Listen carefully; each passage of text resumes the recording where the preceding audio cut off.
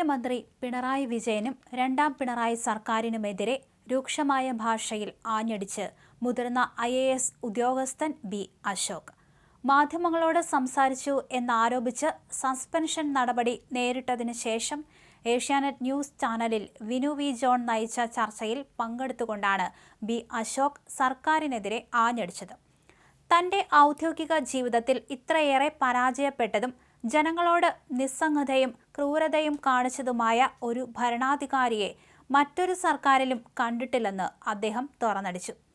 2024 ശേഷം പിണറായി സർക്കാരിന്റെ പ്രഭാവം പൂർണ്ണമായും നശിച്ചുവെന്നും അദ്ദേഹം കൂട്ടിച്ചേർത്തു.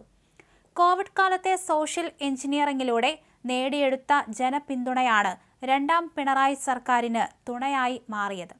ആ ജനകീയത നിലനിർത്താൻ സർക്കാരിന് സാധിച്ചില്ല.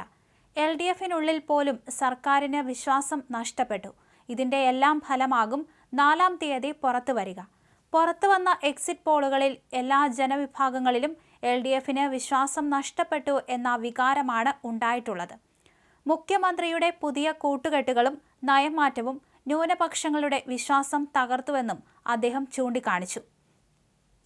ഡൽഹിയിൽ പോയി മലപ്പുറത്തിനെതിരെ നടത്തിയ പ്രസ്താവന അടക്കം തിരിച്ചടിയാകും. ന്യൂനപക്ഷ വോട്ടുകൾ അകന്നുപോയി. ഇതോടെ ഭൂരിപക്ഷ വോട്ടുകൾ ലക്ഷ്യമിട്ടാണ് അയ്യപ്പ സംഗമം സംഘടിപ്പിച്ചത്. ഭൂരിപക്ഷ വോട്ട് ലക്ഷ്യമിട്ടുള്ള ശബരിമല വിഷയത്തിലെ നിലപാടുകളും അയ്യപ്പ സംഗമം പോലുള്ള നീക്കങ്ങളും തിരിച്ചടിയായി.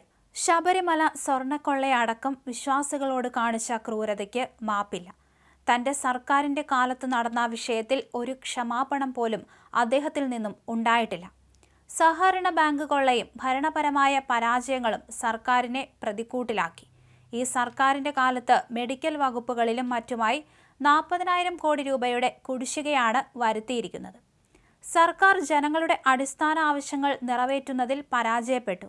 ഇത്രയും കുടിശ്ശിക ഉണ്ടായിരിക്കെയാണ് നവകേരള സദസ്സിന്റെ പേരിലടക്കം ധൂർത്തുണ്ടായതെന്നും അശോക് ചൂണ്ടിക്കാണിച്ചു.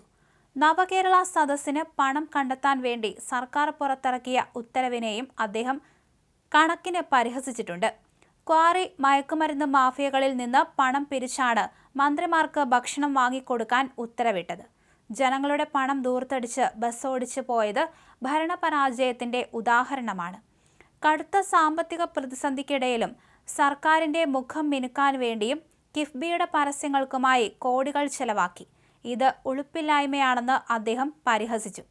തദ്ദേശ സ്വയംഭരണ സ്ഥാപനങ്ങളിൽ ഉണ്ടായ തിരിച്ചടിയിൽ നിന്നും ഈ സർക്കാർ പാഠം പഠിച്ചില്ല. ജനങ്ങളെ പൂർണ്ണമായും തിരസ്കരിക്കുന്ന ഈ ശൈലി LDFിനെ വലിയ അപകടത്തിലേക്ക് നയിക്കും.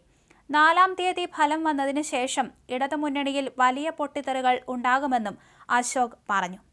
സംസ്ഥാന സർക്കാരിൽ സൈനിക ക്ഷേമ വകുപ്പ് പ്രിൻസിപ്പൽ സെക്രട്ടറി സ്ഥാനത്തു നിന്ന് ഡോക്ടർ ബി അശോകിനെ സസ്പെൻഡ് ചെയ്തിരുന്നു. കാർഷിക സർവകലാശാല VC കൂടിയാണ് അദ്ദേഹം. അനുമതിയില്ലാതെ മാധ്യമങ്ങളോട് സംസാരിച്ചതിനെ തുടർന്നാണ് നടപടിയെന്ന് ചീഫ് സെക്രട്ടറി ഇറക്കിയ ഉത്തരവിൽ വ്യക്തമാക്കുന്നു. സർക്കാർ നയങ്ങളെ വിമർശിച്ച് ചാനൽ ചർച്ചകളിലടക്കം അശോക് പങ്കെടുക്കാറുണ്ടായിരുന്നു. തുടർന്നാണ് അശോകിനെതിരായ നടപടിയിലേക്ക് സർക്കാർ നീങ്ങിയത്.